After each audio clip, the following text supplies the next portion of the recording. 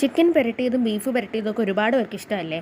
അപ്പം അതുപോലെ ഒരു ചക്കക്കുരു പുരട്ടി റെസിപ്പിയാണ് കേട്ടോ ഇന്നത്തെ വീഡിയോയിൽ. ഒരു മസ്റ്റ് ട്രൈ ആയിട്ടാണ്. അപ്പോൾ ആദ്യം തന്നെ നമുക്ക് എണ്ണ ചൂടാക്കാം. അത് കഴിഞ്ഞ് കടുക് ഇടുക.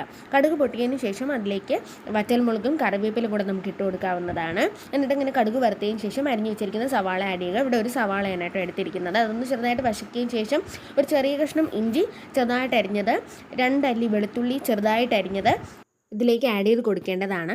ഇനി ആവശ്യത്തിന് ഉപ്പ് ചേർക്കുക. എന്നിട്ട് ഇതെല്ലാം കൂടി നന്നായിട്ടൊന്ന് ഇളക്കി ഒന്ന് വശക്കി മിക്സ് ചെയ്തെടുക്കേണ്ടതാണ്. ഇത് കുറച്ച് നേരം നന്നായിട്ട് വശക്കണം കേട്ടോ, കാരണം ആ ഉള്ളിയുടെ ഒരു പച്ച ചുവയൊക്കെ മാറിക്കിടണം, അതിന് വേണ്ടിയിട്ടാണ്.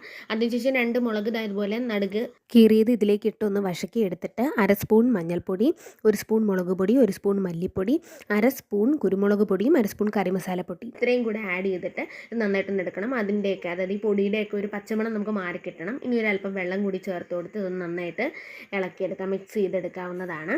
ഇനി നേരത്തെ തന്നെ ഉപ്പിട്ട് നീളത്തിൽ അരിഞ്ഞ് വേവിച്ച് വെച്ചിരിക്കുന്ന ചക്കക്കുരു ഉണ്ട്. അപ്പം അത് ഈ കൂട്ടിലേക്ക് ആഡ് ചെയ്ത് കൊടുത്ത് നന്നായിട്ട് ഇളക്കിയെടുക്കാം. ലാസ്റ്റ് കുറച്ച് മല്ലിയില കൂടി ഇട്ട് കൊടുക്കാം കേട്ടോ, അതിൻ്റെ ഫ്ലേവർ സൂപ്പറായിരിക്കും ഇതിന്. അപ്പം ഇതെല്ലാവരും ട്രൈ ചെയ്ത് നോക്കുക. ബൈ.